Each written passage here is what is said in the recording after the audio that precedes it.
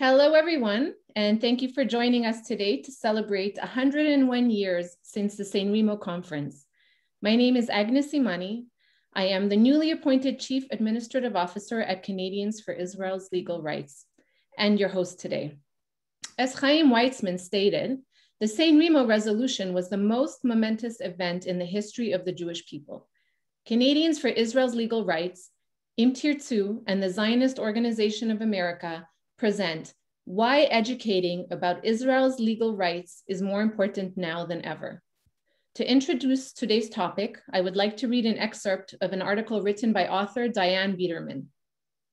How many times have Jewish students around the world been told that Zionism is a colonialist project and that Jews are white oppressors who ethnically cleansed Palestine of its Muslims? Too many. Our students know about the horror of the Holocaust and have some idea of the millennia of Jew hatred. Yet they have no answer when accosted on campus with accusations of Israel being an apartheid state, or when facing the BDS campaign with their clarion call to eradicate the Middle East's only Jewish state, which is surrounded by 23 Muslim countries. Sadly, our Jewish students have no response because they have never learned about Israel's legal and historical rights to the land of Israel, Judea and Samaria included. This monumental failure in education has also produced the reality in which so many people and nations question Israel's borders, yet do not question the borders of other countries. The time has come, or better still, it is long overdue to educate students, starting in Israel, and eventually Jewish and non-Jewish youth and public around the world about Israel's legal rights. Jewish youth worldwide are facing a toxic anti-Israel and anti-Semitic atmosphere on university campuses, including those of the highest reputation, which of late have changed from the marketplace of ideas to the marketplace of venomous, destructive, anti-Jewish incitement. We can only effect change by instilling in future generations the urgent and imperative need to educate themselves with the truth about Israel's foundation. Jewish youth need to learn about the pivotal San Remo resolution of 1920 that changed the face of the Middle East following World War I and the collapse of the Ottoman Empire. With close to 900 registrations to today's webinar, we can affirm the importance of commemorating historic landmarks such as San Remo. Today, we welcome experts in this field who will discuss the importance of educating about Israel's legal rights. We would like to welcome Mort Klein, President of the Zionist Organization of America, Avi Bell, Israeli Professor of Law, Doug Altabef, Chairman of the Board of Tirtzu, Eugene Kontorovich, Professor of Law, and greetings from top government officials.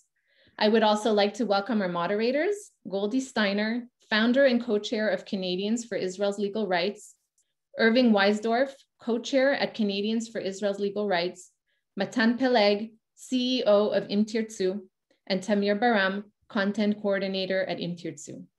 We will be holding a Q&A at the end of our webinar, so please submit your questions in the Q&A box. And without further ado, I present Goldie Steiner.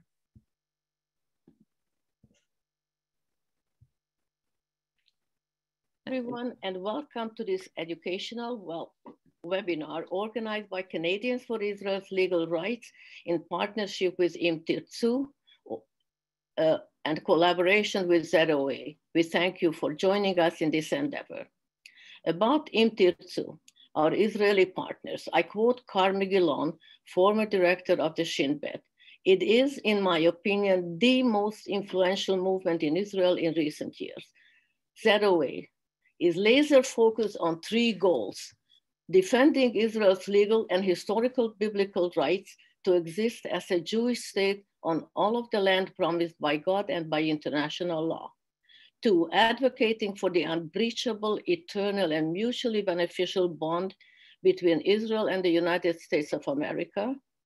3, and fighting the scourge of despicable anti-Semitism wherever it occurs. Very special thanks to the 3 outstanding team workers, Agnes Imani, Tamir Baram, and Eitan Meir, who assisted with every aspect of this webinar. About Canadians for Israel's Legal Rights. It was co-founded by the late Solomon Ben Zimra and myself in 2009 at a time when Israel's legal rights, despite the extensive work of two giants in the field, namely Dr. Jacques Gauthier and Howard Grieve, were all but forgotten or ignored. To fill this vacuum, Solomon has authored a brief and concise book titled The Jewish People's Rights to the Land of Israel, which has been approved by the Israeli legal department and hailed by scores of top-level politicians and legal experts. To quote journalist Barbara Kay, this book should be on the reading list of all university courses dealing with the Middle East and a handout at anti-Israel rallies. The book has been translated into Hebrew and taught to thousands of students of Israel's top 15 universities and pre-army high school students by Tirtzu as part of one of our joint projects. Solomon has passed away in 2016 on our return flight from a mission to Israel, meeting with then Education Minister Naftali Bennett and other influencers in an effort for the government to incorporate Israel's legal rights into the official education system. Results, you will ask? It is a slow process. We are still climbing Mount Everest. As fortune had it, Irving Weisdorf accepted the co-chairmanship of CILR among his many other commitments. The work before us can only continue with his able participation. Among our many other projects, too many to name here, is debunking the occupation lie, a myth repeated endlessly by our enemies. The world must learn that we, the Jewish people, are the only indigenous people of the land from the river to the sea. I quote Mark Vandermaas of Israel Truthweek: "We are owners and not occupiers." Being less than realistic, we do not aim too high. In all modesty, our goal is merely to reach the sky. Last but not least, we repeat our plea to the government to declare San Remo a national holiday called Yom San Remo. With this, I invite MK Uzi Dayan to read all or part of the bill he initiated on behalf of our plea, which was read by him in the Knesset. We hope that this effort will continue in the next Knesset and will be brought to its expected positive conclusion. To you, Uzi Dayan.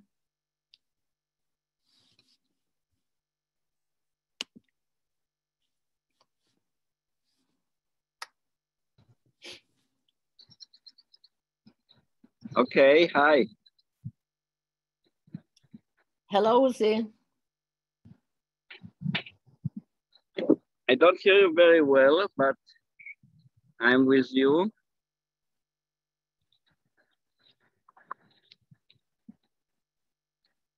Can you hear me?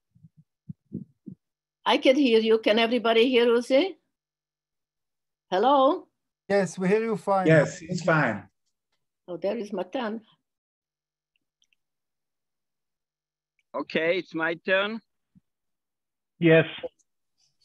Okay, I'm sorry. I made all the way to Netanya to show you something that we do for the San Remo conference today. Now, the San Remo conference is maybe the most unknown conference in Israel. Everybody knows about Balfour Declaration.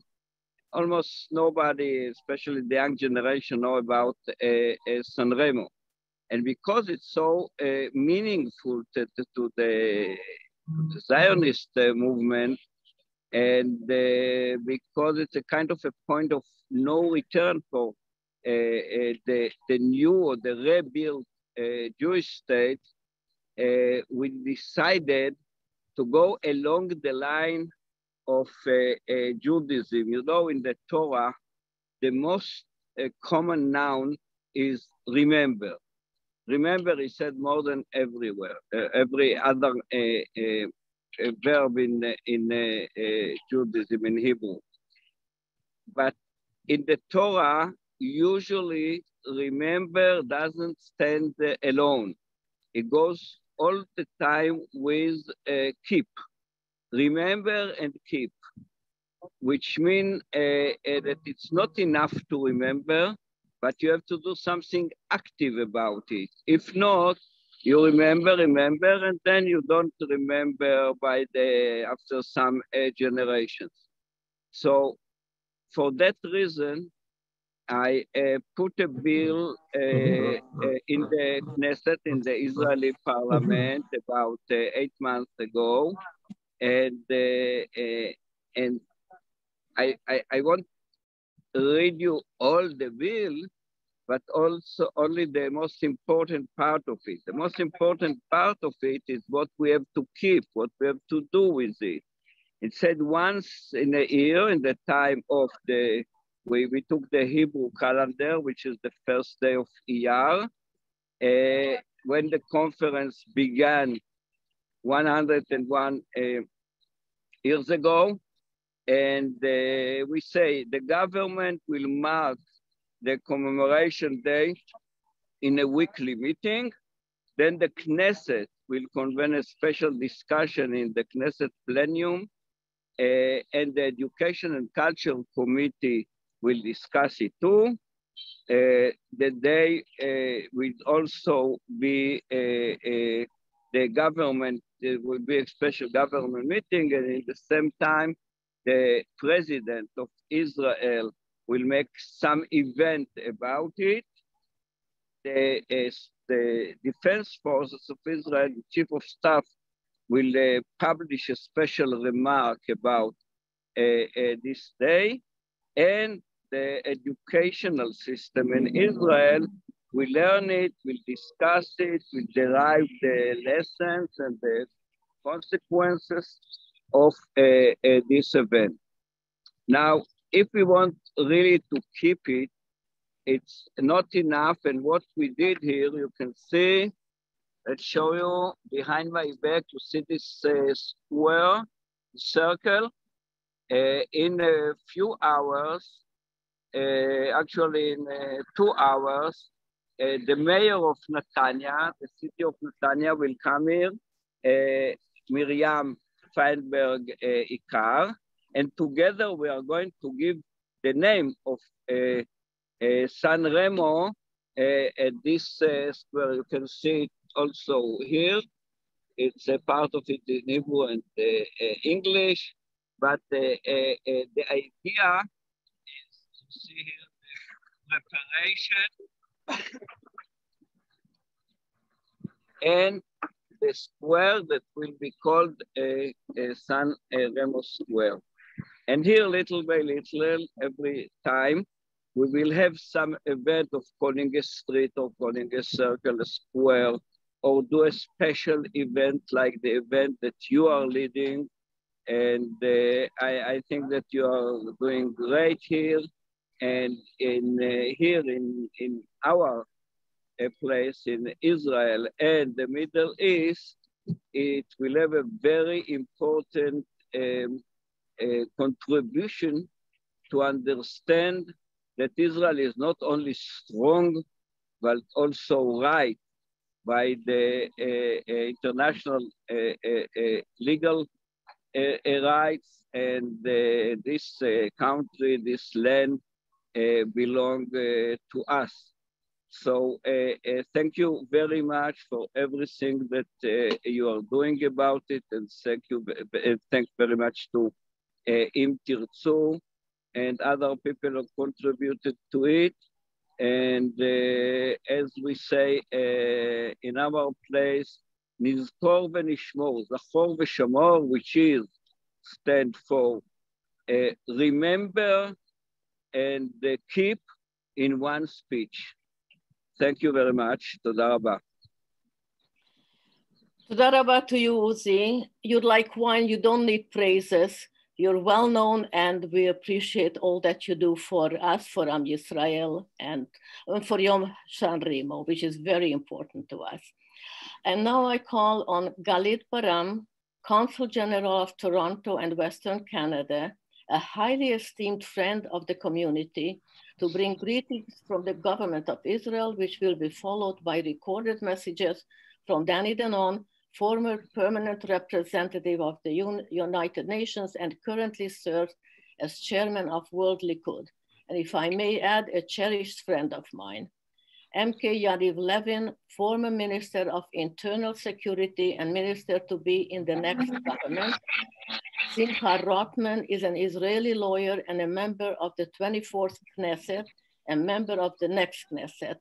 He is the author of a timely and important book, The Ruling Party of Bagatz, How Israel Became a Legalocracy. Galit, to you. Hello all. Boker Tov Toronto. Good morning from Toronto. I'm very honored to not only to bring greetings, but to speak after a member of Knesset, Uzi Dayan, bring greetings on behalf of the government of Israel. These days we're marking 101 years to the San Remo conference, which laid the foundations and paved the path to the founding of the State of Israel.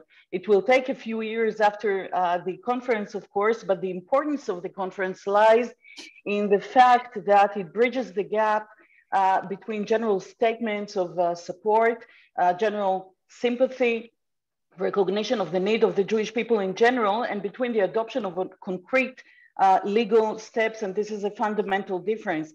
For the first time, the unbreakable bond between the people of Israel and the land of Israel was internationally recognized and acknowledged after 2,000 years of exile and the beginning of settlement in the land of Israel.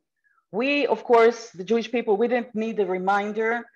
This is pretty much in our blood, in our education, in our prayers for 2,000 years. But the international community definitely needed this recognition, this acknowledgement, and this realization. The State of Israel has done a lot to educate and teach about the San Remo conference, in conducting programs, in convening conferences, in providing information. I agree that more should be done, more could be done, especially when it comes to young people in Israel and in the diaspora. It has to do with the changing times. It has to do with the fact that so many young people rely on social media and draw their information from different sources. But definitely there is a responsibility to the State of Israel, the education system, and by the way, parents and educators to provide information about the San Remo conference and the fundamental role it plays in the history of Zionism and the history of the State of Israel. I would like to thank Canadians for Israel's Legal Rights, the ZOA, and Tirtzu for taking the initiative and organizing this event and for providing information and bringing up over and over again the San Remo conference. I would like to mention two people in particular.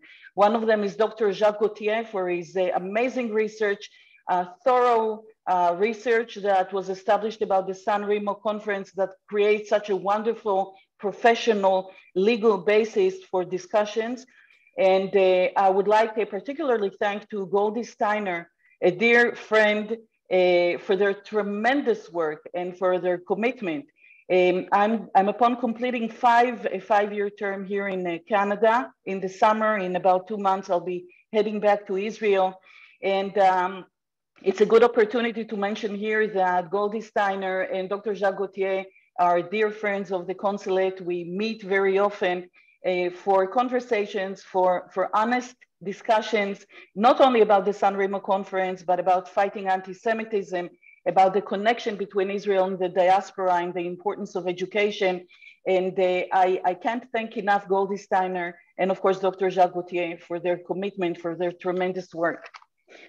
During these times of COVID, events are held online, and we diplomats, we very much miss in-person meetings. We don't get to do that anymore. It's been a year and a half of challenging times for Canadians, for Israelis, for people all over the world. On the other hand, there is a great opportunity here in online activity to hear straight from excellent Israeli speakers. And a member of Knesset, Uzi Dayan, is only one of them. There is a very long list of people who will speak here today, provide information and present the Israeli aspect, the vision of San Remo. Geography is no longer a barrier. I think this is a wonderful thing, thanks to the wonders of technology. I wish you all fruitful discussions today. This is an important event. More such events should be organized. More information about the San Remo conference, this important chapter in the history of Zionism, the history of the State of Israel, more importance must be provided. I thank you all for including me in this program, and I wish you all in these troubled times good health. I can promise you from what is happening in Israel that there is light at the end of the tunnel. Thank you. Thank you so much, Galit. Thank you for being a friend to the community, particularly to myself, and for always being available to pretty much everyone that was active and wanted to, the diaspora supporters of Israel. You have been outstanding all through your tenure. Thank you so much, and it's a pleasure, and we'll miss you, Galit. And now our first panelist, Mort Klein. He's president of the Zionist Organization of America, named one of the top dozen Jewish activists in the last century, and named one of the top Jewish leaders in America. Mort, as the foremost Zionist voice in America, please inform the audience why educating about Israel's rights to the land is more important now than ever. Please comment on the following: the rise of anti-Semitism, the toxic atmosphere on campuses, the failure of education, including in Israel, and what can we do about all of the above? To you, Mort.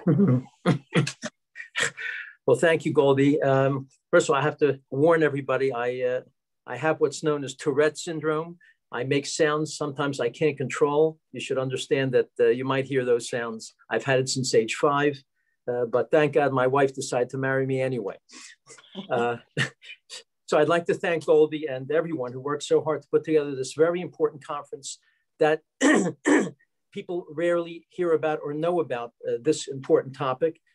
It's important to educate decision makers, the public, our own people, children, rabbis, even Jewish leaders about Israel's legal rights to the land of Israel.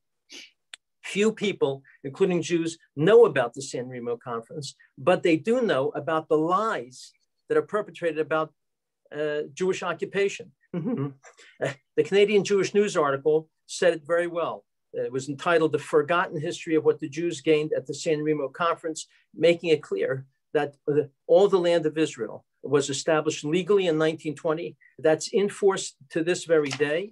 In fact, Secretary of State Michael Pompeo released a statement very recently. The historic San Remo Agreement marks the world's embrace of the unbreakable connection of the Jewish people to the land of Israel, an enduring constant from the time of the patriarchs Abraham, Isaac, and Jacob through the reigns of Kings David and Solomon, and throughout the subsequent period of exile and dispersion. That's Secretary of State Pompeo. Too many people believe the ubiquitous propaganda lies demonizing Israelis as colonialist human rights violators and illegal occupiers. These lies are propagated by some even Jewish politicians, leaders, and rabbis. Yes, it's true. The lie that Israel illegally occupies Palestinian Arab land and that Jews have no right to the land. This is the key falsehood at the heart of the increasing global efforts to delegitimize Israel, justify anti-Israel policies and legislation, and praising Israel into making suicidal conditions. Remember, the word occupation means this word, that Israel has stolen someone else's sovereign land. But Judea and Samaria were never Arab sovereign land. Jordan illegally occupied Judea and Samaria from 48 to 67. Yet major BDS websites declare up front, Israel is occupying and colonizing Palestinian land. And we have a recent horrific UN resolution 2334 that was orchestrated by the Obama administration in collaboration with the Palestinian Authority, adopted in 2016. This resolution falsely declares that the establishment by Israel of settlements in the Palestinian territory occupied since 67, including East Jerusalem, has no legal validity, says this phony resolution, and constitutes a flagrant violation under international law. They're saying the Temple Mount, the Western Wall, the Jewish Quarter, Hadassah Hospital, Hebrew University, are all on Arab-occupied land. It's unbelievable. They also demand that all settlement activities in the occupied Palestinian territories stop and they call for nations to distinguish between the territory of the state of Israel and the territories occupied since 1967.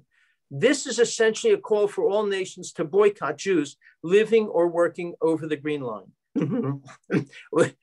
We've had violent Palestinian Arab days of rage, anti-Semitic college campus actions led by SJP, Students for Justice in Palestine, and all sorts of demonstrations. During these days of rage, they chant such things as no border, no building on stolen land, from the river to the sea, Palestine will be free. Other chants include occupation of Palestine is a crime, free Palestine, and such. Even though the truth is that the Palestine was never a country. It's a region. There were never any Palestinian kings or queens or Palestinian currency. Palestine was simply an area, a desolate backwater in the Ottoman Empire for 400 years before the Ottoman Turks lost World War I. Palestine is not even an Arab name. It's a Roman name. How can this be Arab land if it has a Roman name? Because the Romans, after they captured Judea and Samaria, they renamed this area Philistinia after the Philistines to stick it to the Jews. These were the Jewish enemies. The Philistines were not Arabs. Moreover, until the 60s, when Yasser Arafat co-opted the name Palestine for his PLO terror organization, the whole world knew that the word Palestinian until the late 60s meant Jew, that Palestine was the Jewish homeland. The Israeli newspaper, now known as the Jerusalem Post, was called the Palestine Post. The Jewish Orchestra, the Palestine Orchestra. The American movement to reestablish a Jewish state was called the American League for a Free Palestine. In the movie Exodus in 1960, the Jewish hero Ari Ben Canaan, played by Paul Newman, he says, I am a Sabra. That means a native-born Palestinian, because everyone knew that meant he's a Jew. The antidote to falsehoods is to proudly and repeatedly proclaim the truth. The best weapon we have against the lies that Israel occupies Arab land is to teach the truth and to spread the truth, that we have the historic, religious, moral, just, and legal and political right under binding international law to the land of Israel, as decided and promoted and established in the San Remo conference in 1920. The truth is the best tool we have to strengthen our children against the tsunami of lies that they will encounter in their college campuses. These lies are being spread at younger ages in biased ethnic studies programs in high schools, middle schools, and even elementary schools. ZOA has been battling against many of these biased ethnic studies programs. In California, we succeeded in taking some of the worst statements out of the state-approved program. Now the anti-Israel groups are trying to reinsert these terrible lies. We must teach our children the truth. Our Torah says, "V'shinantam levonecha," teach them to your children. The truth is totally on our side, but the lies are working and they're hurting us. Unfortunately, instead of telling the truth, many in the Jewish community are helping spread the lies, yes, or using approaches that don't address the problem. There is no occupation at all. It doesn't exist. Israel has given up Gaza and relinquished control of 40% of Judea and Samaria. That's where 99% of the Palestinian Arabs live under their own rule, except for security. There's no occupation, no matter how you define it. Another mistake that many Jewish organizations make is to claim that everything is merely a narrative. And they treat both sides' narratives as equally valid. But the Arab narrative is a lie. We should not give credence to it. We are in a court of public opinion. We're pointing to all the great things Israel has done, doesn't answer the lies. Many Israelis and Jews think, let's talk to people about the wonderful things we do. That will help them support us. If someone repeatedly hears that the Jews stole Arab land, it doesn't matter to Israel that Israel won 10 Nobel Prizes or that we help Africans or Haitians. They still think that Israel stole the land. So these arguments don't work. We have to directly teach them the history of our thousands of years of presence on the land and the San Remo legal resolutions and other documents affirming our legal rights to the land. By the way, we should also tell the truth and demonize the demons of the Palestinian Authority, that it is a terrorist dictatorship which pays Arabs to murder Jews, which names schools and streets and sports teams after Jew killers, which promotes violence in their schools, their sermons, speeches, and media, while refusing to negotiate with Israel for over 10 years. And then there's the counterproductive appeasement and blame Israel approach, epitomized by the influential Reut, R-E-U-T, ADL report distributed to Jewish groups. This was touted as offering expert advice how to counter it. But in fact, instead of countering it, they blame the attacks on Israel because of the Jewish communities in Judea and Samaria. They blamed the Israel rabbinate. They blamed the Knesset and administration for the propaganda assaults against the Jewish state. The ADL report justified and portrayed delegitimization assaults against Israel as reactions to, quote, genuine injustices that require a change, a lie. The mistreatment of the indigenous population, the Arab citizens of Israel, a lie. The reaction to Israel's military campaigns in Gaza, and Israel's perceived lack of commitment to a two-state solution. In other words, the ADL report said that Israel deserves to be legitimized. We must expose this and condemn Reut and ADL for putting out such nonsense, such lies that hurt us. They made no effort, this report, to correct the glaring falsehoods used to justify delegitimization.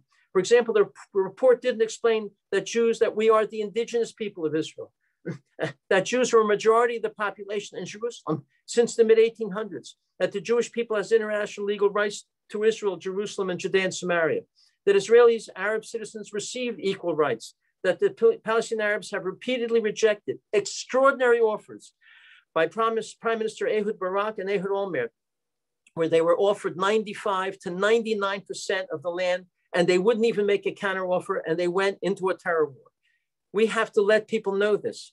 Unfortunately, too many groups have adopted mistaken approaches. A few years ago, the ZOA was invited to send a representative to a meeting of 25 major American Jewish groups to discuss what our organizations do to combat BDS. The ZOA showed up with booklets that we give out on college campuses called The Myth of Occupation, called Israel Does Not Occupy Arab Land.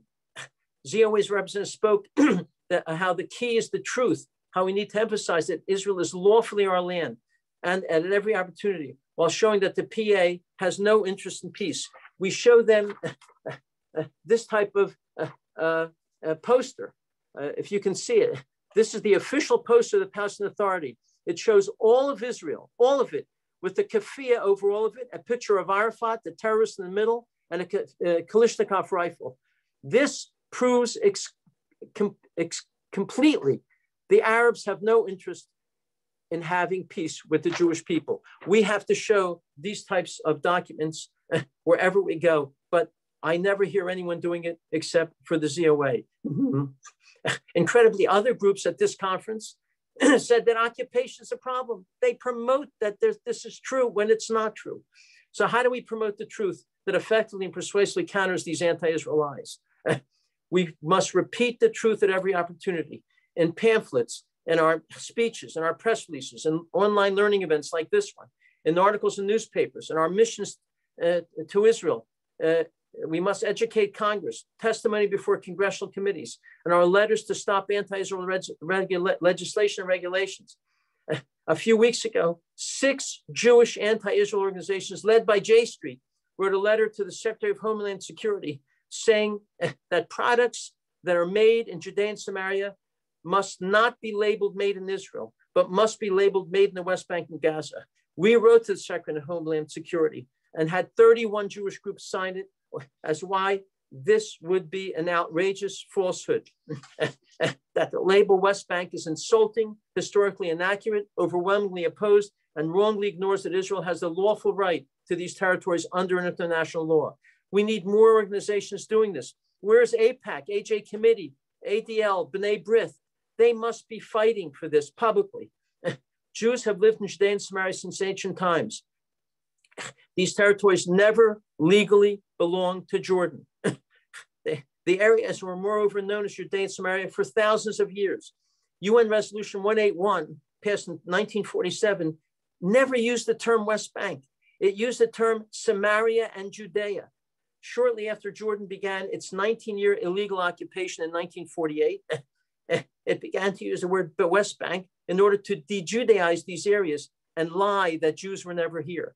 In 2019, I'm happy to say the World Zionist Congress, an elected body representing Jews from throughout the world, enacted a ZOA resolution to end the use of the term West Bank. It's a phony term. This is Yehuda and Shomron.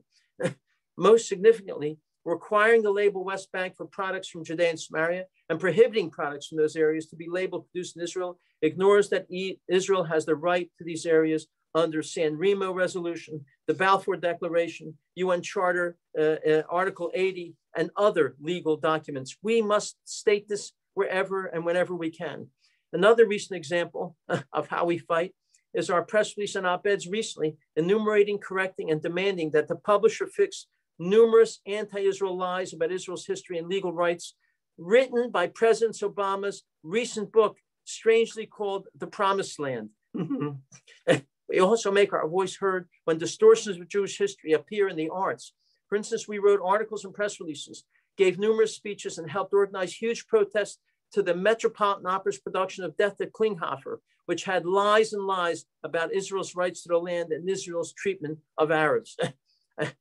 My detailed congressional testimony promoting moving the U.S. Embassy to Jerusalem a few weeks before President Trump announced that he would do so included a discussion of the Jewish people's 3,000 plus year history in Jerusalem, plus the binding international law that gives us the rights in Jerusalem and Israel.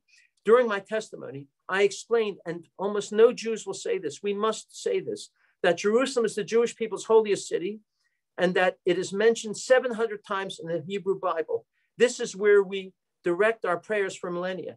By contrast, Jerusalem is not holy to Muslims. It's never mentioned a single time in the Quran. They direct their prayers to Mecca and Medina, not Jerusalem. Throughout the Ottoman Empire and during the 19 years from 48-67, when Jordan captured and illegally occupied Jerusalem, including the Jewish quarter, the Arabs treated Jerusalem like a backwater slum. They paid no attention to it. They don't care about Jerusalem except to take it away from us when we control it. Similarly, my congressional testimony promoting U.S. recognition of Israeli sovereignty over the Golan described the Jewish people's history in the Golan stemming from biblical times, the 38 ancient synagogues found in the Golan, the Jewish land purchases and farms operating in the Golan in the late 1800s, and the fact that this was included in the original mandate. When anti-Israel groups falsely argue that UN Resolution 181 requires Israel to be divided into an Arab state and a Jewish state, and for Jerusalem to be an international city, we point out that UN resolution was a recommendation, not law, and it wasn't accepted by the Arabs, who instead went to war to destroy Israel. When anti-Israel groups falsely argue that UN Resolution 242 requires Israel to withdraw from all territory that Israel recaptured in 1967, we point out that the resolution called for Israel to first have secure and recognized boundaries. It does not require Israel to withdraw from all territories. In fact, Israel has withdrawn from 90% of those territories, including the Sinai, thereby more than satisfying Resolution 242. Don't let them use this against us. When anti-Israel groups falsely argue that the UN resolutions require Israel withdraws other ones, we have to point out that the UN Charter's affirmation of the Jewish people's continuing rights to the land makes all future UN resolutions that attempt to remove the Jewish people's rights absolutely void. I recently co-authored a chapter with ZOA official Liz Burney about the impact of the Trump administration. We made sure to insert the historic background information about US presidents and treaties affirming Israel's right to land. We also encourage the use of accurate terminology. We must use the term Judea and Samaria and phrases such as land over which Israel has a sovereign right under binding international law. Do not use annexation. You don't annex your own land.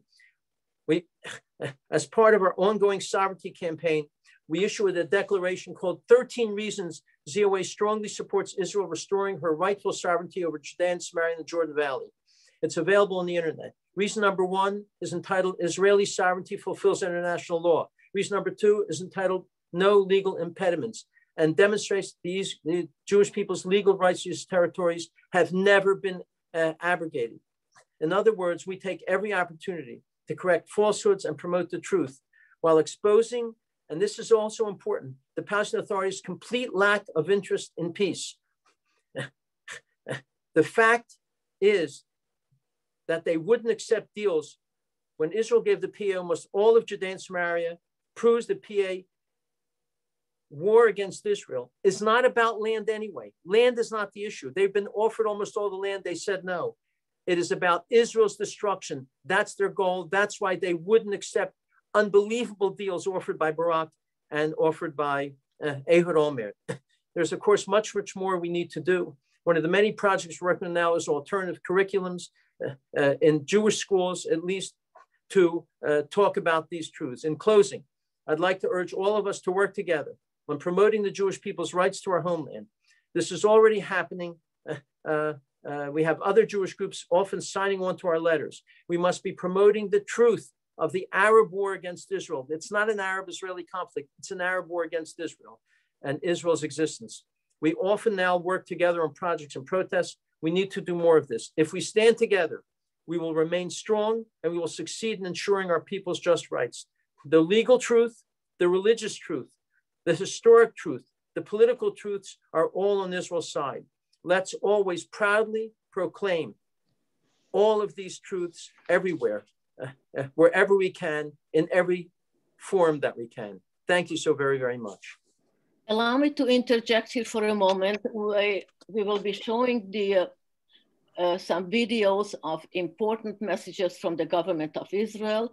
It will follow, what will follow is Danny Dannon, former permanent representative to the UN and currently serves as chairman of World Equal, and if I may add, a cherished friend of mine. MK Yariv Levin, former Minister of Internal Security and Minister to be in the next government. Simcha Rothman is an Israeli lawyer and a member of the 24th Knesset and member of the next Knesset. He is the author of a timely and important book, The Ruling Party of Bagatz, How Israel Became a Legalocracy.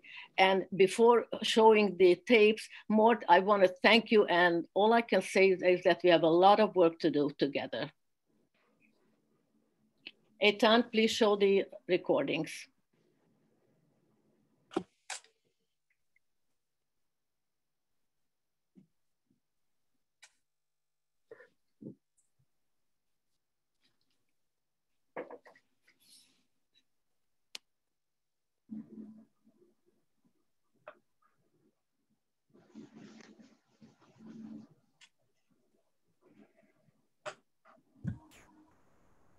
Shalom to all my friends.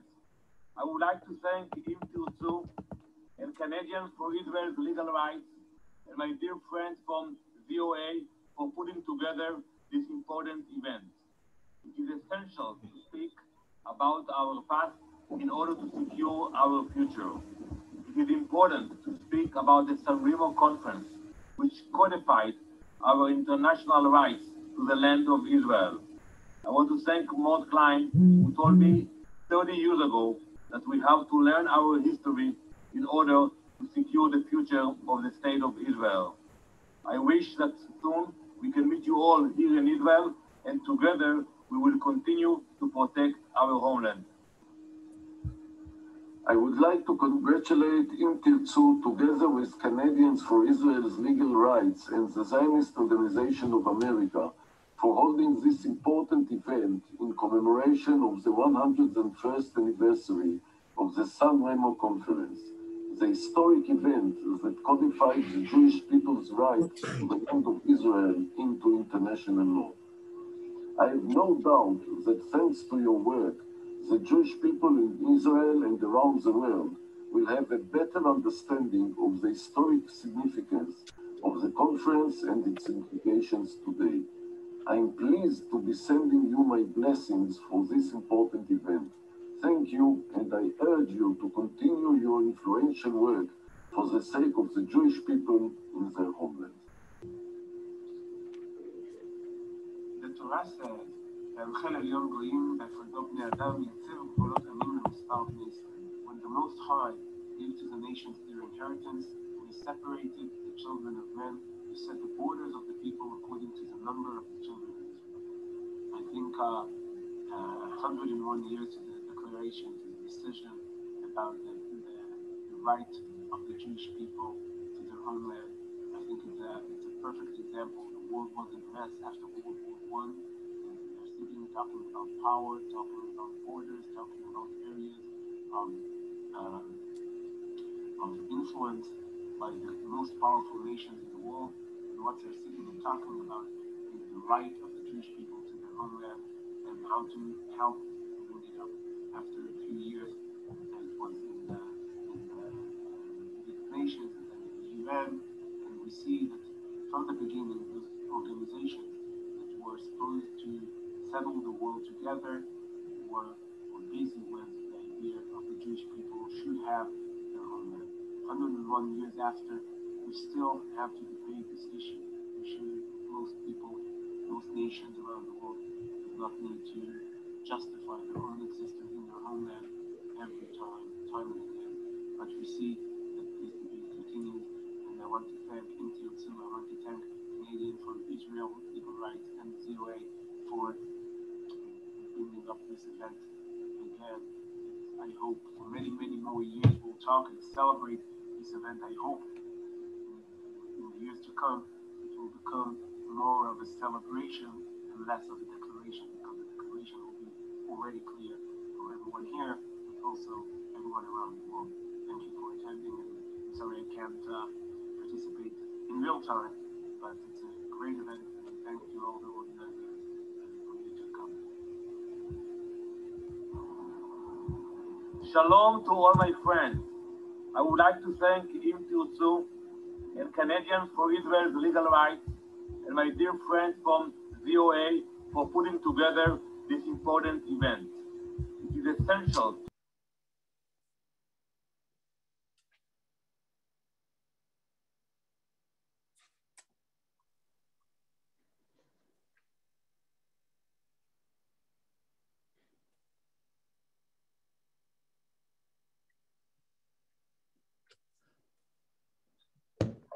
Irving, you can go ahead. Okay, thank you.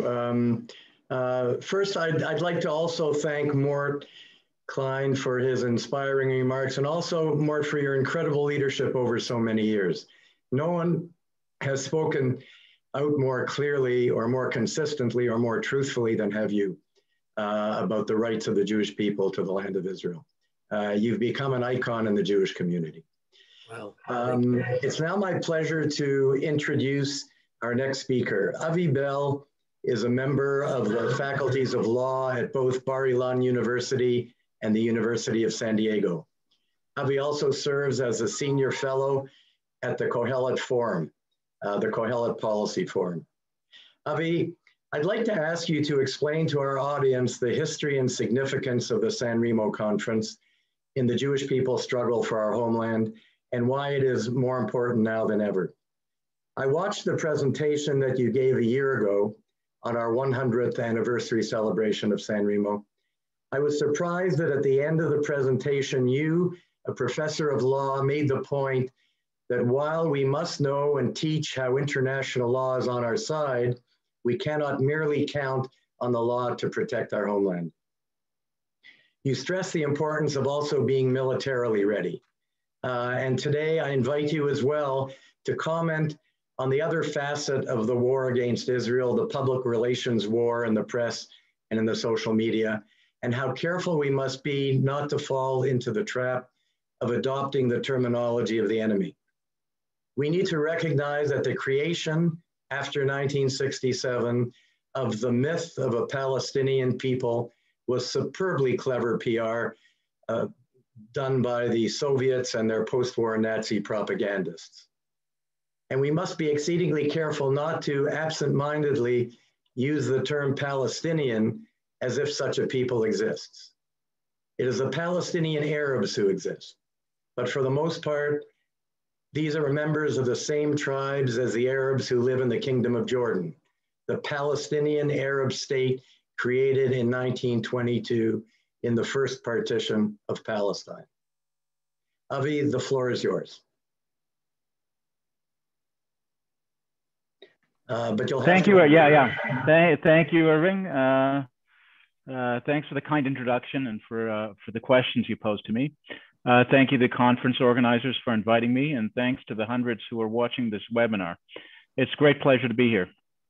I'm going to try in the short time at my disposal to explain very briefly why the San Remo Conference and its decisions were historically important and why it's worth paying attention to them today. And Irving, feel free to interrupt me and redirect me as you need to. As we know, in the 19th century, the Jewish people were scattered throughout the world. There was no state of Israel. the ancient homeland of Israel was ruled by the Ottoman Empire, and which had placed severe restrictions on its Jewish population. It was against this background that those who called for reestablishing the Jewish Commonwealth in the ancient Jewish land of Israel, like Theodor Herzl, were considered to be dreamers. Today, we find ourselves in a quite different position. We're in the 73rd year of the State of Israel's reestablished independence. Israel's home to the world's largest Jewish community. The Jewish population of Israel is greater than at any time in history, even in times of than it was in the times of Joshua, of Solomon, of the first and second temples in Jerusalem. Now, the key event in all of this, in this transition from where we were then to where we are now, is of course the Israeli War of Independence, in which a newly established Israeli government was able to impose its authority over the land of Israel and hold off invading armies from half a dozen Arab states, as well as 3 Palestinian Arab militias who had all vowed together to massacre Israel's Jewish inhabitants. Now, but to get to that point, to get to the point where Israel was able to use its newly established army to fight for and maintain its desired independence, there was a long road, and the road, in part, was the road of the Mandate of Palestine. Now, the Ottoman Empire lost control of the land of Israel during World War I in 1917, but it was not a Jewish army that conquered the land of Israel in 1917. It was a British one. Now, the Brits could have incorporated the land into the British Empire. That's not what they did. In 1917, they promised to establish a Jewish homeland in Israel. They'd called it, of course, Palestine. And they carried this promise with them to the post-war conferences that all the victorious allies held in order to determine what would happen with the various lands that had been occupied by the armies during World War I. The Allied armies the Allied countries decided at Versailles that the imperial lands of the Ottoman Empire, as well as Austro-Hungary and Germany, would be turned into so-called mandates, lands held in trust for specified peoples who would enjoy what Woodrow Wilson called a right of self-determination. This was the first time such a right had been recognized in international law. According to the Charter of the League of Nations, the mandates would be created by decisions of the Allied powers with the approval of the League of Nations under terms to be established by the League of Nations. So when the British carried their promise, the Balfour Declaration, and took it with them to San Remo, where they met with the other principal Allied powers, and those Allied powers agreed to award a mandate in Palestine to the British Empire, charging them specifically with carrying out the Balfour Declaration. And when 2 years later, the League of Nations convened in Geneva and approved that mandate and a charter for a mandate that ordered the British to reestablish the ancient Jewish homeland in Palestine, to facilitate the acquisition of citizenship by Jews, to facilitate their immigration, to facilitate their close settlement on the land, to cooperate with a Jewish agency in the governing of the land, and otherwise to carry out the terms of all mandates in creating self-determination for the specified peoples, in this case, the Jewish people. The League of Nations, the countries of the world, and international law awarded the Jews with the rights that Herzl had dreamed about, and awarded them with a right of self-determination to lead to a state that was exactly what was considered to be an impossible dream only several short decades earlier. Now, the mandate was not exactly and not quite what we wanted. It did not explicitly promise this state. As we know, the British never fulfilled all of their promises. They violated international law by, among other things, and most devastatingly, blocking Jewish immigration at exactly the time when it was most needed in 1939, where the British essentially handed the fate over all of European Jewry to the evil empire of Adolf Hitler. But the mandate wasn't an indispensable bridge between the dreams and the reality of an independence. It was the framework in which Jews could buy land, immigrate to the land of Israel, eventually build an army, and hold off the enemies who sought to massacre the Jewish people and deny them independence. The mandate awarded at San Remo created a legal right of self-determination for the Jewish people. The Jews, of course, already had historical and moral rights, the rights of justice, but there are many in this world, I think wrongly, but many who equate the demands of justice and morality with the doctrines of international law. There are those who look to international law to determine what they view as moral rather than the other way around. And for those people, it is important that we emphasize, that we show that in fact, the Jewish people obtained and never relinquished legal right of self-determination 100 years ago, a little bit over 100 years ago, that stays with us until today. Now, this is a right of self-determination. The San Remo and the League of Nations approval of the mandate did not establish the state of Israel. They did not establish the boundaries of the state of Israel. Those were done by the operation of Israel. Israel establishing its independence, creating the facts on the ground, and then, according to the doctrines of international law, succeeding to the territory of the mandate. But the mandate was important in establishing self-determination. And there are those, ironically, who today insist that rather than use the rules of international law, the independence of the state of Israel and its control over territory, a population through a government that has the capacity to carry on foreign relations, they say, let us look at what peoples have a right of self-determination and what lands they claim. And in fact, among these are the prosecutor of the International Criminal Court, who, as we all know, has announced plans to bring discriminatory and legally baseless charges against Israelis for alleged crimes. The prosecutor, with the approval now of a pretrial chamber of the court, says, don't look at the doctrines of international law about boundaries and states, instead look at self-determination. Well, if that's the way that these actors are going to act, let's remind them who has the prior and stronger claim of self-determination over these lands. And it is for that reason, and for so many others, that it is important not to forget to remember what was established at San Remo.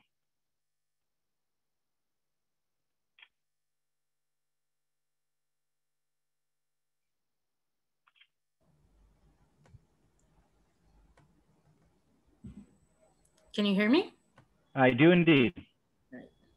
Thank you, Avi, for this powerful message. I myself learned a lot about the conference that I wasn't aware of. Excuse me. We'll now move on to our next speaker. I would like to introduce to you Douglas Altabef. Doug is chairman of the board of Tirtzu. He also serves as a board member of the Israel Independence Fund and is an avid Israel advocate in English language media. Now, Doug, it's good to have you here. I have a few questions for you. Great. The first one is, are there any non-legal implications to the San Remo conference that add to its importance? Sure. Am I seen here? First of all, I want to thank everyone for joining us today. And I particularly want to thank the organizers, the three organizations that have worked closely together to make this happen. And the 30 organizations that agreed to co-sponsor the event.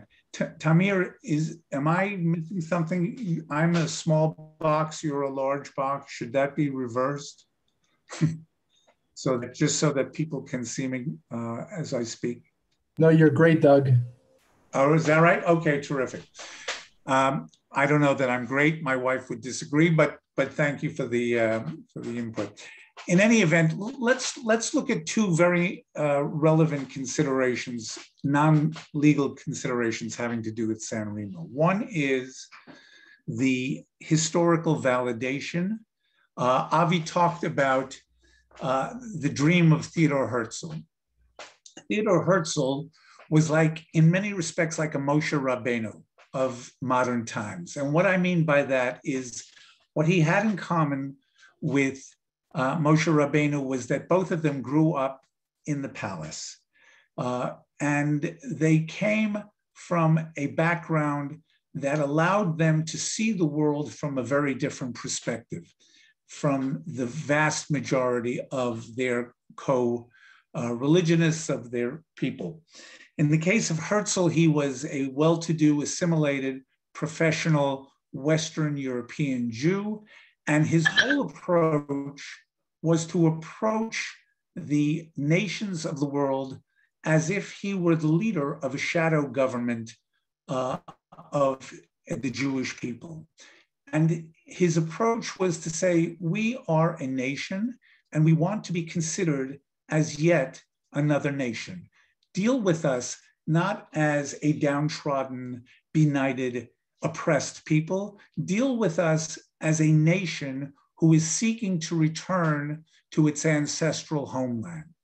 And while San Remo is often thought of as the codification of the Balfour Declaration, I would submit that it is also the validation of the Herzlian approach, the Herzlian vision to have the nations of the world see the Jews as a nation worthy of being treated as yet another nation to be in our case.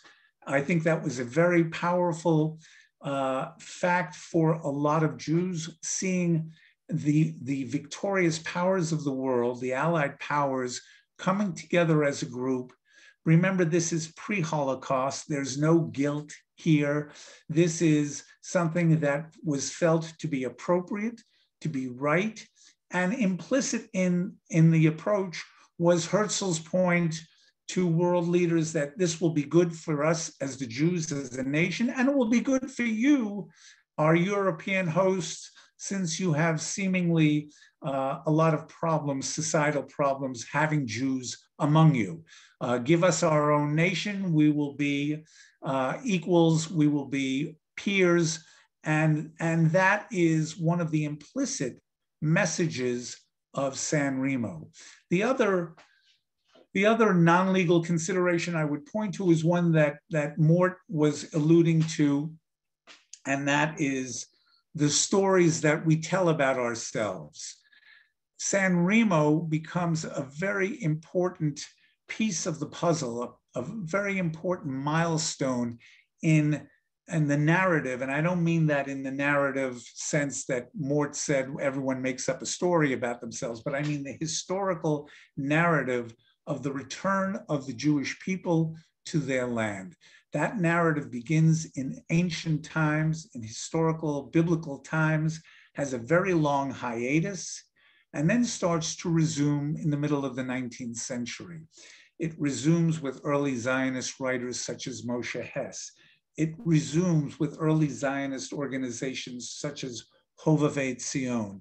It resumes with the remarkable, miraculous resuscitation of Hebrew as a vernacular language led by Eliezer ben Yehuda.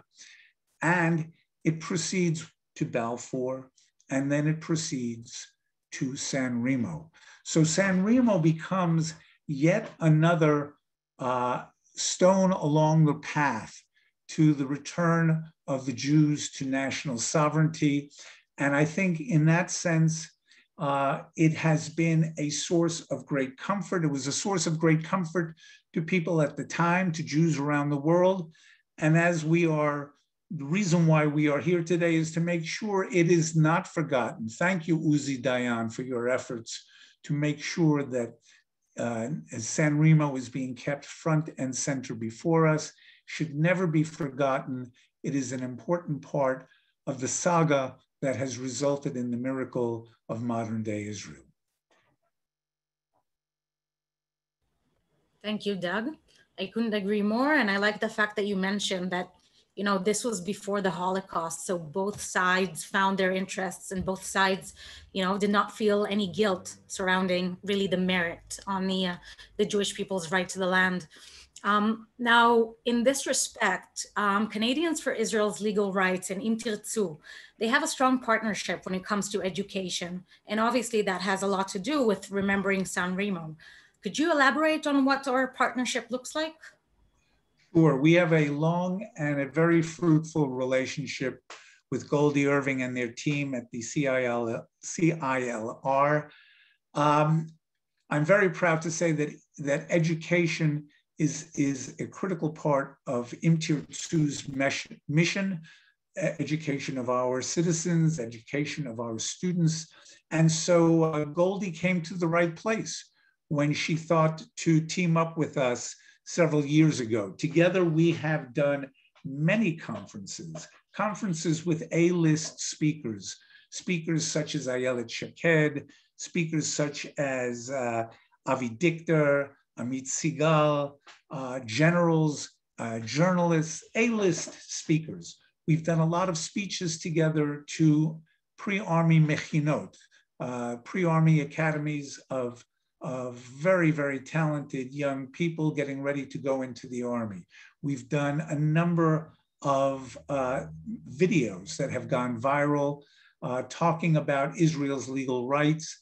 We've, and very importantly, we put out a booklet together digesting the recommendations and the findings of the Levy report, a very important commission, which in 2012 issued a report saying that Israel cannot be deemed to be an occupier in any legal sense of the word. Our experience in Judea and Samaria is at variance rather with the historical experience of occupation.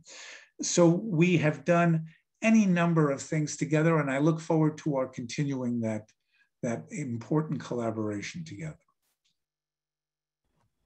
Thank you for that. And my last question, please, is how do you view education today? And what do you think are our biggest challenges in that area? I view education distressingly. It is a shock for me to say that education as a means for sustaining civilization has become an endangered species in the West. I grew up in a world where education was all about how to think, to learn how to think. Today, education is increasingly becoming about what to think. And this is very frightening. And I think that the uphill battle that Mort alluded to, the challenges that really have gone into conferences like that speak to the need to educate in the sense of providing objective truth. Truth has become an endangered term. I would say just that not only is this increasingly true from what I understand in the United States, Natan Sharansky was famously asked just recently, what do you think the chances are of the US becoming totalitarian? And he said greater than ever. And he bases this on his experience on American college campuses, where people are afraid to speak their mind. They're afraid to express their conviction. And in this regard, I want to give a shout out to the ZOA because it's an organization that we at Tirtzu are proud of collaborating with, of working with, and they are increasingly becoming the last man standing, which is shocking to say on behalf of organizations, Jewish organizations supporting the state of Israel, but they are becoming an endangered minority there as well, and we need to support them in their efforts. So education is critical. What we see in the workplace now in many places in the United States are mandatory woke training, mandatory diversity training, mandatory white supremacy training, where you have these so-called facilitators who are sitting in on meetings just the way KGB agents sat in, and Gestapo agents and Stasi agents sat in to make sure that the meeting goes the right way. This is very frightening. It's very, very frightening. I would say the situation here in Israel is a little bit different. And that's partly because the structure of higher education is different here. Not that we don't have wildly anti-Zionist professors, we do, and I'll allude to more of that in a minute, but the student body in Israel is different from the student body in America. It's largely post-army, it's largely older, it is largely non-residential.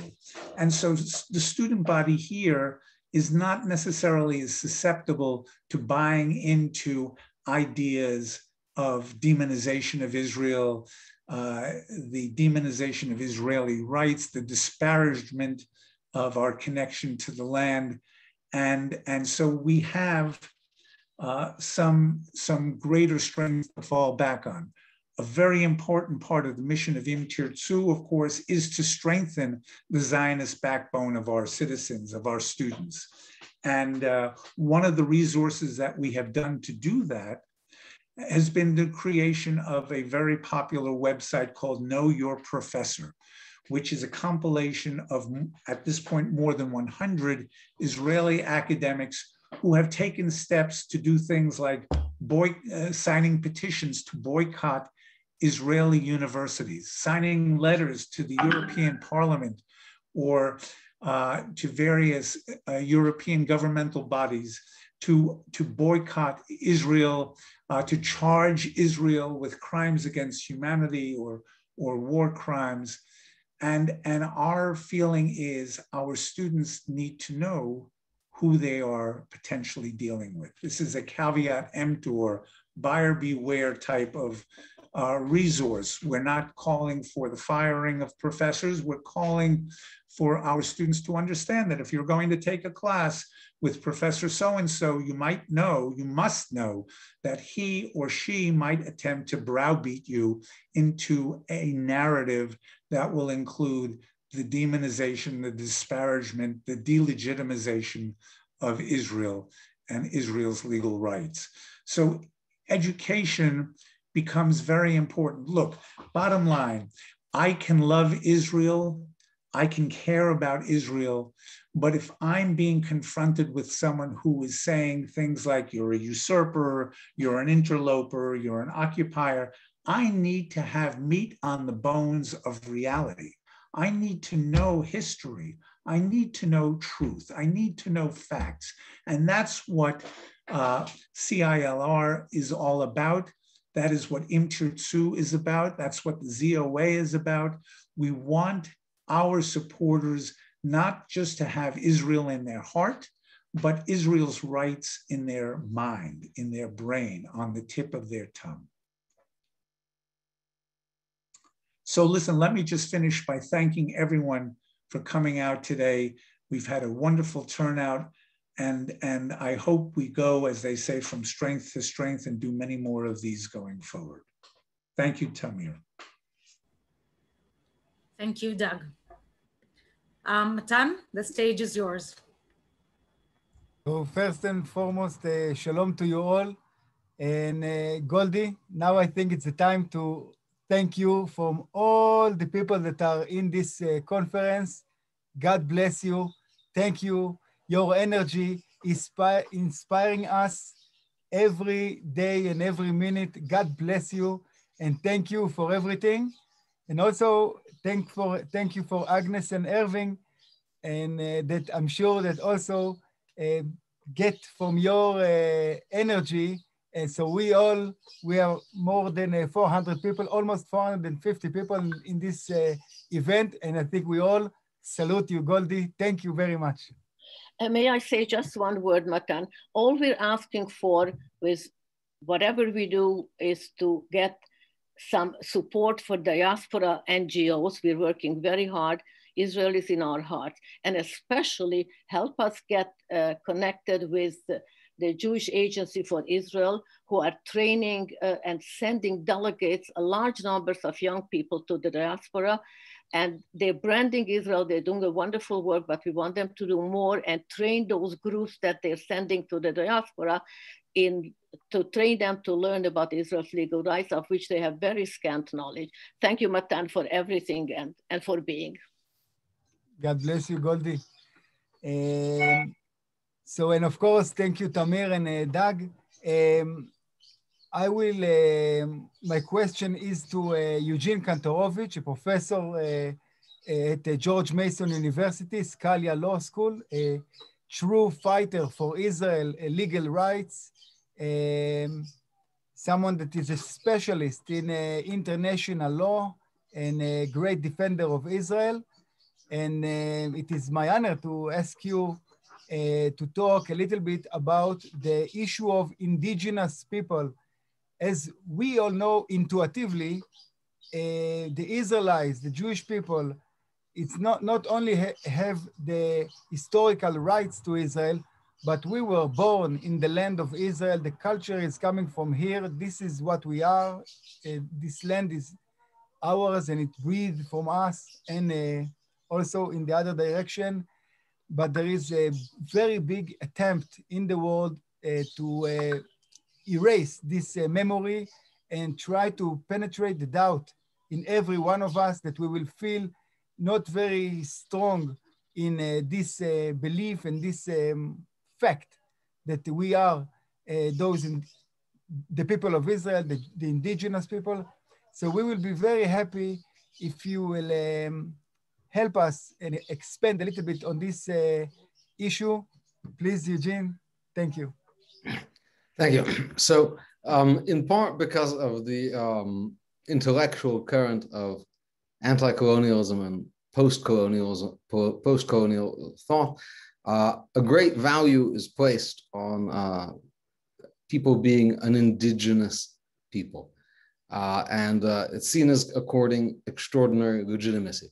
Of course, in fact, pretty much everyone everywhere today got there as a result of population migrations, and indigenous peoples throughout the non-Western world had displaced other previous indigenous peoples. And this is not a legal criteria, indigeneity. One can have national rights separate from being an indigenous people. For example, the current population of the United States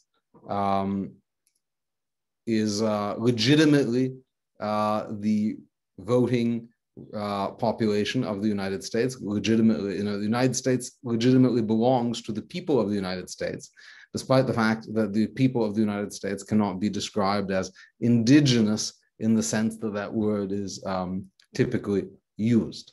But in this regard, the San Remo Convention is important because, of course, the Jewish people know that they are indigenous.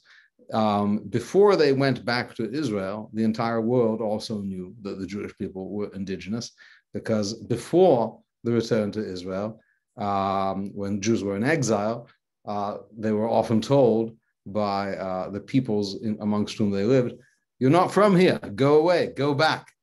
Only when the Jews went back that they were told, you can't go there either. So you can't stay, but you can't go. But the League of Nations mandate specifically speaks about the reconstitution in Palestine of a Jewish national home, the reconstituting a national home in Palestine. That means that the reason the League of Nations chose Palestine to be the Jewish national home is not because they didn't think anybody else was there. They knew there was an Arab population. It's not because it was convenient. It was not particularly convenient. It didn't have an economic base, and there were many other difficulties. It's because this is where the Jews were from. And who thought that this is where the Jews were from? All the countries in the world. That is to say, the Jews were not being given something they never had before. they were being given another chance, a return to their national home, which means 100 years ago, at least, the entire international community knew that Jews were from Palestine. Jews were from Eretz Israel. And even though I think the League of Nations mandate does not have much legal relevance today, aside from establishing the borders of Israel, which is very important, but the particular language is less relevant. As a historical document that shows 100 years ago, the entire international community accepted that Jews were from Israel, which means they have all the rights of indigenous peoples. It didn't address the question of whether there could be another indigenous people. That's entirely possible theoretically, but what's clear is that Jews are un-indigenous people, and they're not an indigenous people of within the 1967 borders. They're not an indigenous people of Tel Aviv. They're an indigenous people of the entire land of Israel.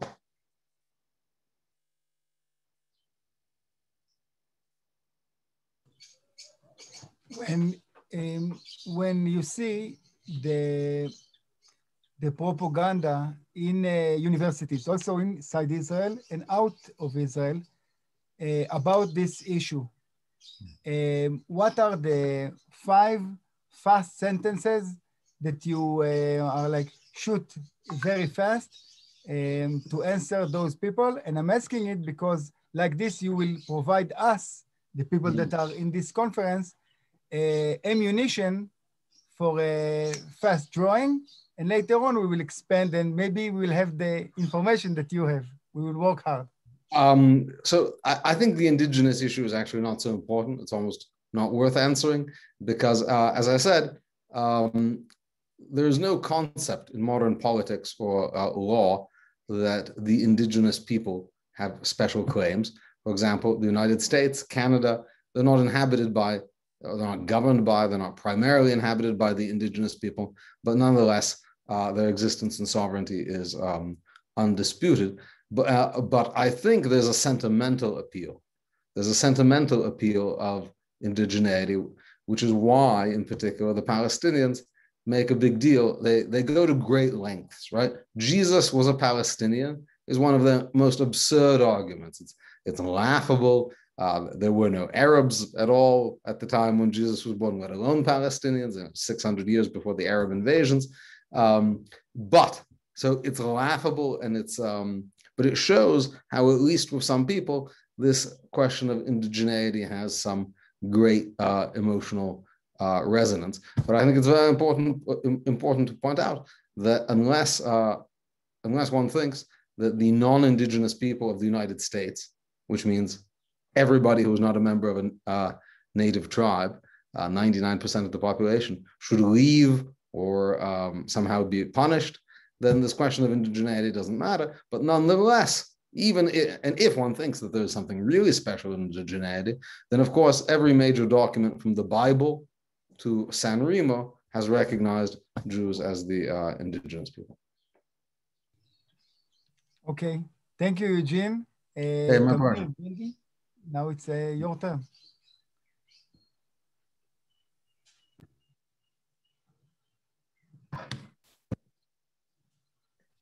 Thank you, Matan and Eugene, and all the panelists. We will now move on to our Q&A section of the program. So we had some excellent questions. We had to just select a few because we don't have too much time for our Q&A. Now, this is directed to any of the panelists who would like to answer. Here's question 1. Our fight for the recognition of Israel as the internationally legal sovereign owners for the territory from Jordan to Mediterranean is undermined by the Oslo Accords. How can this be rectified? The Israeli government has never, to my knowledge, openly educated world leaders and Israeli citizens about the historical facts. Why is this? As it also undermines our efforts to communicate the historical truth. So it's a 2-part question. Who would like to answer this? Mort? Please go ahead, Mort. Mort, you're on mute. Can you hear me now? Yes, now I can hear you. Go ahead. Mort. maybe after I speak, you'll wish I remained on mute. Look, the Azo Accords were one of the worst policies a government ever perpetrated on their people. We fought against it from day one. We were called extremists and warmongers when we spoke against it. But in fact, what it did is it gave away 85% of Gaza and Jericho. That's it. Did not give away any part of Judea and Samaria, any part of Jerusalem, and even 15% of Gaza wasn't given away initially. Later, with the Gaza withdrawal, Sharon gave away the rest of it. So you should understand the Oslo agreements do not have anything to do with Israel's right to keep all of Judea and Samaria, all of Jerusalem. It's just not so. Even though Israel has given autonomy to the Palestinian Authority in 40% of Judea and Samaria, and that is where almost all of the Arabs live. And that's why even no matter how you define occupation, there is no occupation because the Palestinian Arabs are living under their own rule in Judea and Samaria and in Gaza. The 60% of Judea and Samaria that remains under Israeli rule completely, there are very few Arabs who live there. And even the communities of Judea and Samaria, the Jewish communities only comprise 2.5% to 3% of Judea and Samaria. So this is one of the big lies that we have to keep saying. There is no occupation, no matter what, even beyond the legal definitions. It doesn't exist. So Oslo, even though it was a terrible mistake, did not preclude Israel asking for sovereignty over the rest of the territory. Thank you, Mort. Avi, would you like to elaborate on that? I just like to add something very briefly, and I hope I'll preface it the way Mort did, which is I hope it's not going to be unpopular here. But let's understand that there's a big difference between what a government has to do and what we have to do as individuals. The job of the government is actually to do things on the ground. We have a state. We have independence. It's not the job of the state of Israel to justify itself. It's the job of the state of Israel to exercise its government, to exercise its authority, to hold on to our land, to defend us and to secure us. It is our job as individuals to make sure that everybody out there understands our rights. Now, I will say, it's fair enough that the Israeli government has at times done the opposite of educating. It's been miseducating. It's sometimes denied our rights, and that's simply inexcusable. But the burden of education is on all of us, and it's why it's so important for all of the people who are listening today, who are watching this, to know that they have to carry this burden. Right? You are the ones who have to carry the burden of educating people about our rights. Thank you, Avi. Tamir, would you like to ask the next question?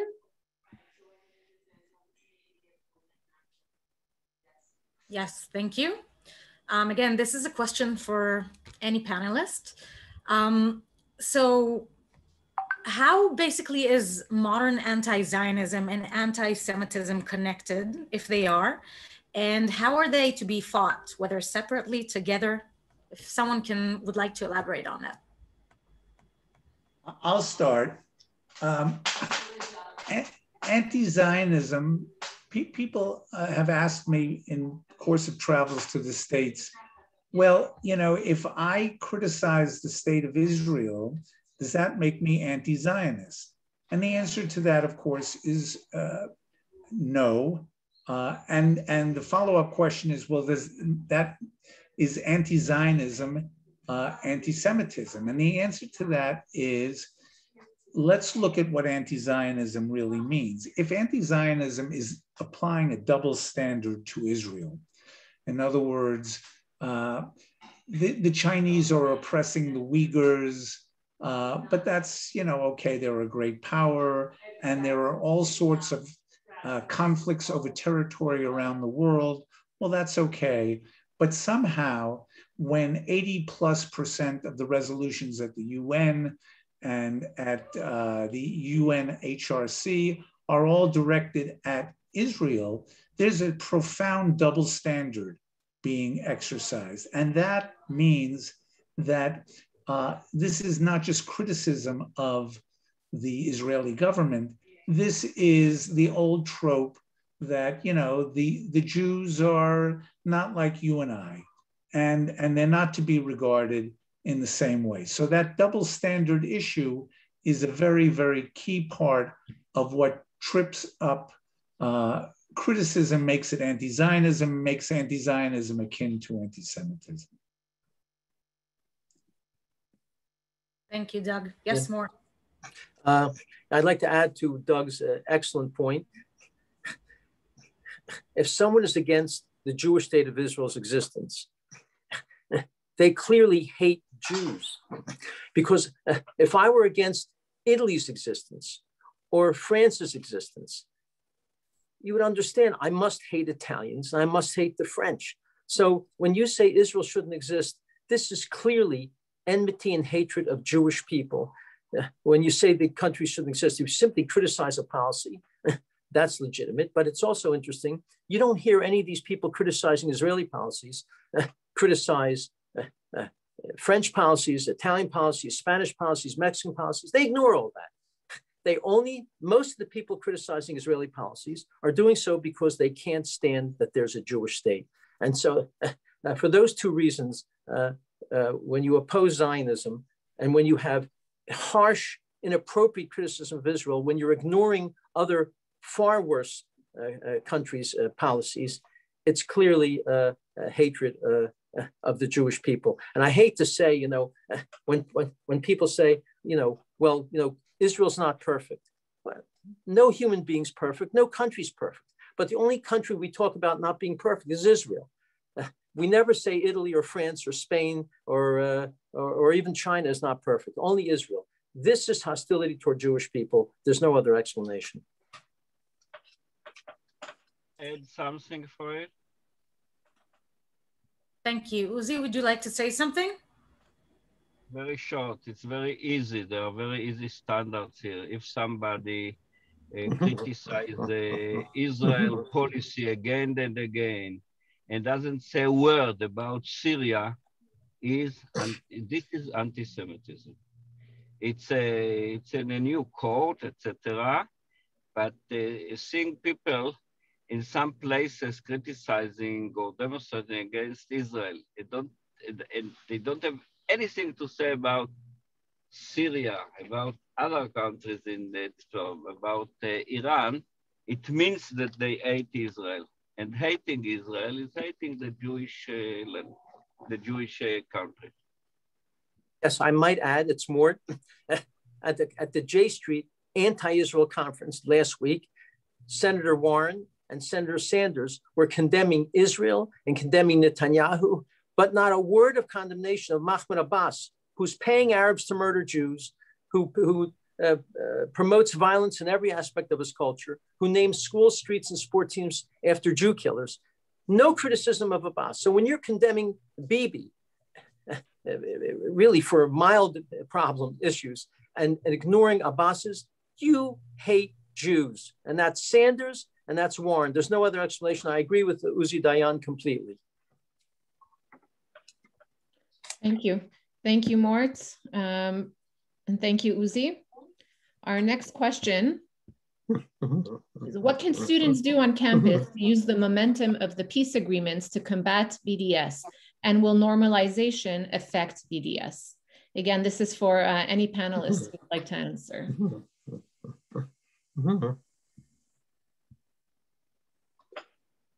Any takers?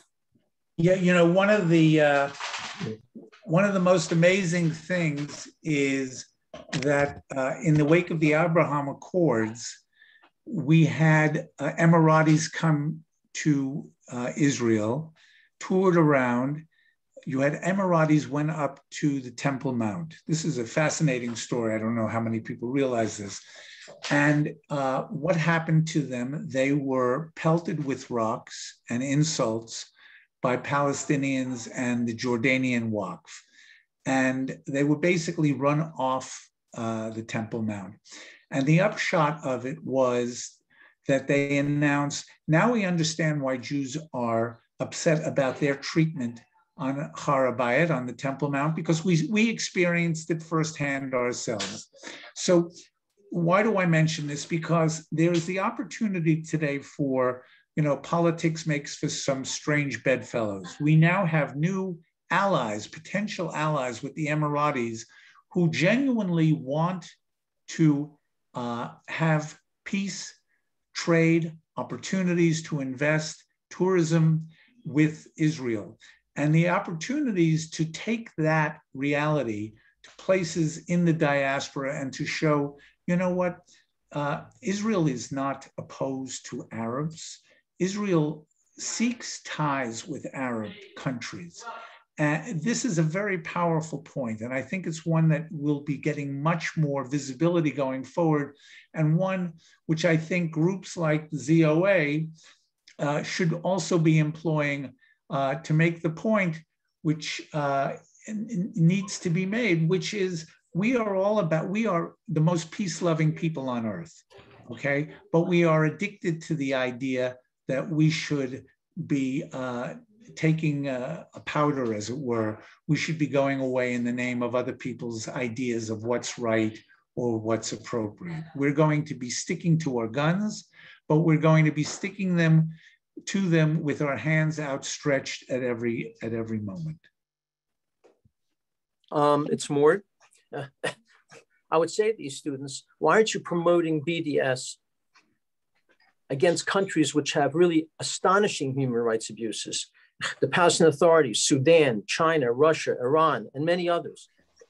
It shows that this is an unfair attack on Israel. We also should be condemning J Street and Peace Now, both of whom not only support BDS from anything made in Yehuda and Shomron and Eastern Jerusalem, but they bring the leaders of BDS to their conferences. We should be fighting to tell every Hillel and every organization, umbrella organization, like the JCRCs that has J Street or Peace Now on their boards as members, that if they're supporting BDS in Judea and Samaria or bringing in pro-BDS speakers, they should be thrown off of those boards and as members from the Hillels and JCRs around the country. That has not happened. And a powerful statement to be made to these students when they do BDS, because they say they want a Palestinian state solution. I don't say two-state solution. Israel's already a state. This is a great misnomer, two-state solution. Israel's a state already. Anyone who supports a Palestinian state, it should be called a Palestinian state solution. Well, we tell these students that Ehud Olmert and Ehud Barak have offered 95 to 99% of Judea and Samaria and Eastern Jerusalem to the Arabs, horrifyingly. So they've already offered virtually everything they could ever imagine, hope for, and won. And they turned it down each time, we tell these students. Not only turned it down, they started a terror war and started murdering Jews when this was offered. When I asked Ehud Olmert, as I tell students, why did Abbas not accept your breathtaking, astonishing, really egregious offer? He says, Abbas said, I will not sign a document that says I accept Israel as a Jewish state. And Abbas said to Olmert, and I will not accept you saying I'm not allowed to have the right of return to bring millions of Arabs into Israel. What more proof do you need that the issue is not land, is not peace? The issue is Israel's existence. We explain that to students and they're astonished because they never heard of any of these things. Thank you, Mort. Can I ask another question? Go ahead, Tamir. Okay, this one I think should go to Avi. Avi, if you will. This is kind of like a sum up of a few questions that I've seen in the Q&A chat. So it seems like and a few of us have already touched on it, but I would like you to kind of try and summarize the problem here. Because a lot of us were mentioning the conflict, and how there's a double standard towards Israel. And so basically the question is that we can see that the international public opinion really excuses its destructive obsession with the Jewish state by arguing that Israel exists on the expense of the lives of Arabs, that it's occupying and so forth. How would you drain how would you refute this claim, first of all, and what would you respond, what would be your answer in maybe a sentence or two? The basic point that we have to make, and I do again want to make a distinction between the things that governments have to say and do and the things that individuals have to say and do. Our point is always that we are not in Israel by grace of some human agency. We're there by right. We're there because it's our moral right. We're there because it's our historical right, and for those who believe in it, we're there because it's a right granted to us by God millennia ago. All those things are the basis of our rights, not human agency. It's not, and nobody's given us a favor by doing it. And by the way, nobody gives anybody else any favors either. States are not created by votes in international organizations. They are created by facts on the ground. They are created by groups of people establishing a government over territory where a population lives. Right? That is how states are, and that's what we have to do. Now, the question then is, how does one break through with this message, right? How does one get through to, let's say, large populations in Europe, which see things differently, who believe that, in fact, the Jewish people and the Jewish people acting in a national capacity are simply evil? And the answer is there's not very much that you can do to persuade them because their beliefs are not rational. What you can do is make light of their beliefs, ridicule their beliefs, show them otherwise, so that those who are, who are children in an environment where the adults are all telling them nonsense can grow up and learn actually something different. But this brings me back to the question that was asked about the Abraham Accords. The most important thing that can be done, is to actually go above their heads, for the governments to go above their heads, for the government of Israel to act confidently in acting in its interest on the basis of a presumed understanding of the Jewish people's rights, and never apologize and never look back. Thank you. Agnes? Thank you, Tamir. I think we have time for one last question. Okay, does the Israeli government have the right to give away land that Jews have given up?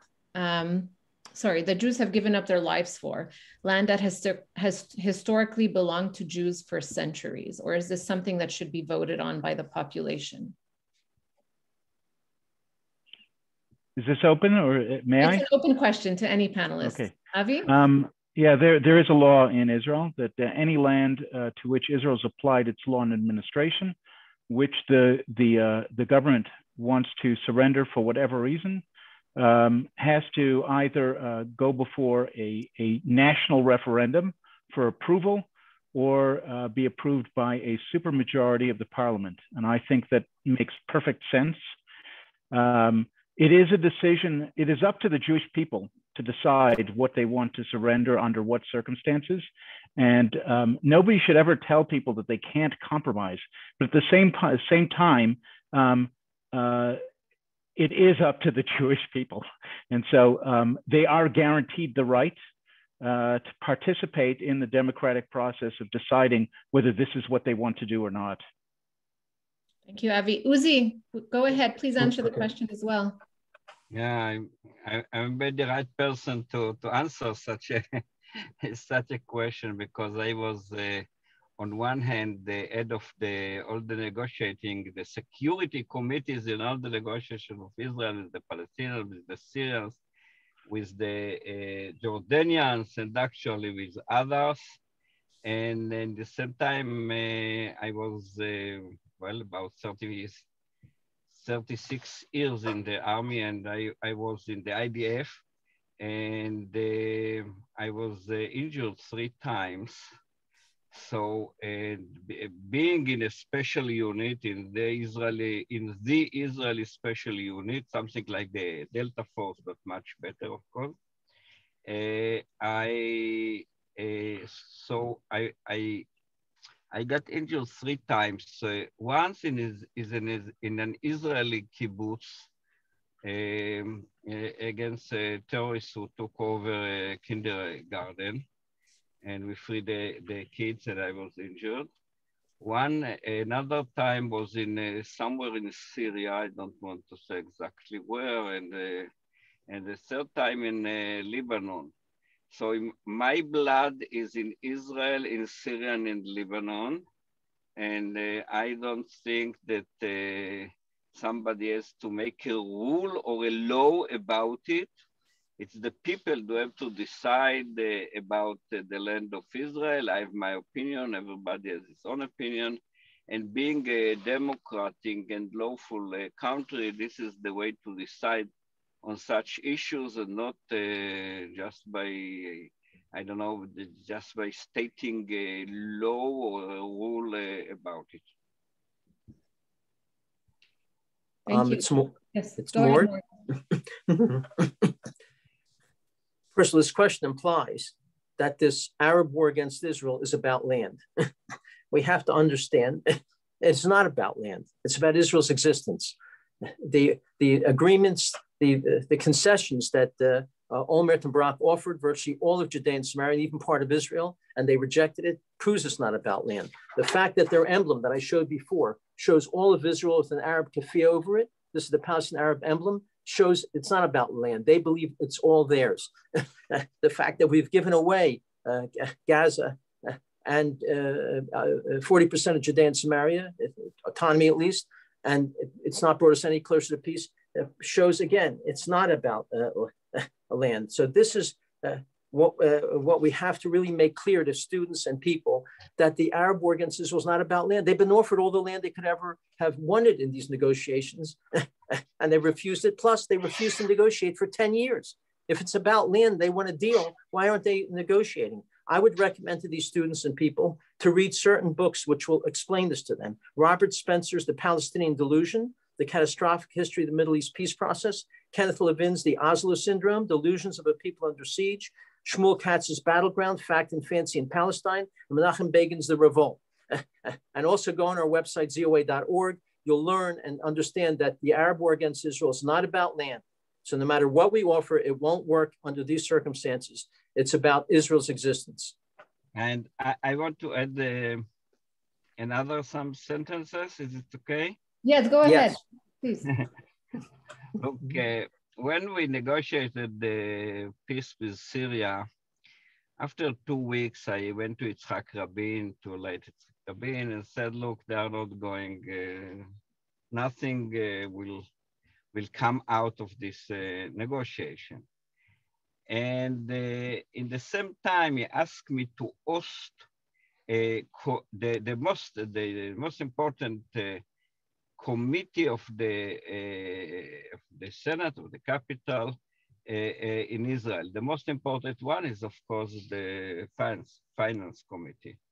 And I took them over to Mount Hermon and other places in the Golan Heights, and explained to them that if we give some land and we make a peace with Syria, and as I said, it wasn't the case, but I explained to them, and explaining what we need and what can replace in some places, etc. Now, afternoon, late in the afternoon, we're sitting in a place called Kalat Namrud, when you can see the Golan Heights on one, in front of us, and the right hand, we can see the Hula in the north part of Israel, left one, Mount Hermon and Lebanon. We're living in a small neighborhood. And they asked somebody, a member of this committee, asked the chairman there whether he can, the head of the committee, whether he can say something. They say, okay, and he presented himself, and he say, I'm Nitros Campbell. Do you know this person? He was a senator. He was his name Nitros Campbell. and he said, I'm a Native American. And he said it was a it was a wonderful day. Now we understand almost everything. I have never seen such a good presentation about the Golan Heights and the Israel and Syria potential agreement. And then he said, but if you want a small piece of advice for me, representing the Native Americans, he said, never trade land for peace. The American was very embarrassed, the Israelis were jiggling and etc. And I still remember Nightforce Campbell, I saw him one day on his motorcycle in Washington. And I still remember his small piece of advice, never trade land for peace. Thank you, Uzi. So this concludes our Q&A section. I would like to call on Irving for closing remarks. Thank you, Agnes. And thank you everyone for joining us. It's been wonderful. I'm pleased to tell you that we have over 800 participants in the webinar. I'd invite everyone going forward to share thoughts that you have heard today with a few friends, because that's how we're going to spread the word. And let's hope that Uzi Dayan's motion to recognize Yom San Remo is passed by the next Knesset. It's a very, very important motion because it will spark questions. What is Yom San Remo?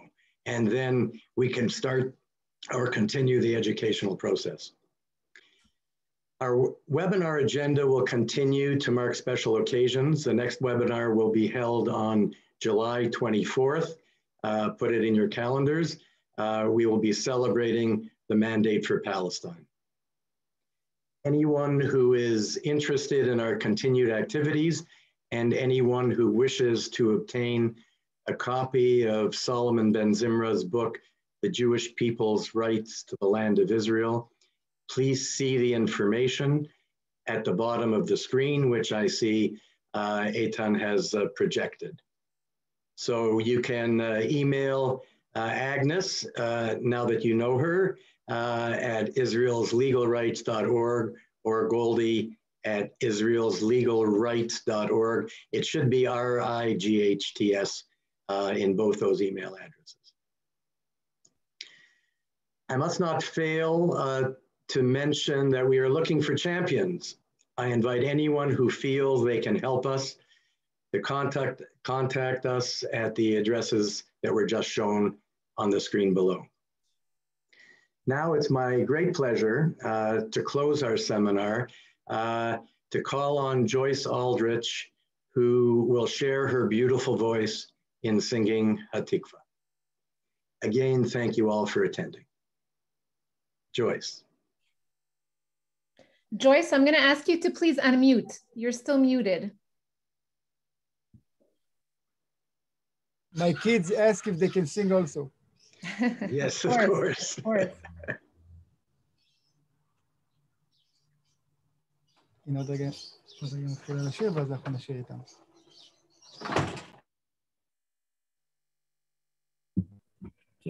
Perfect. Go ahead, Joyce. Please join me in singing Hatikva, the Hope. Kol belevav penima nefesh Yehudi homiya ulfatei mitrach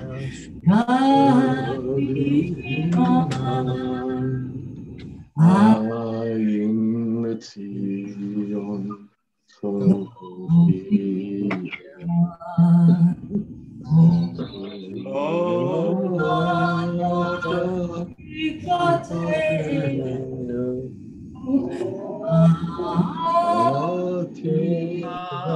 אשמות אלפיים,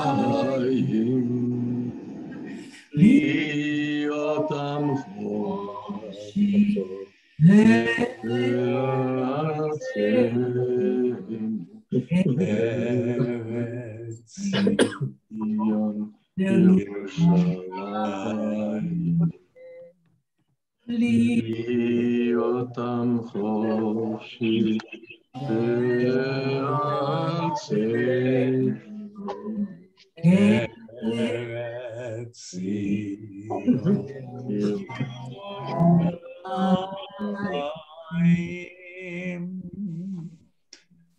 Look at that beautiful film.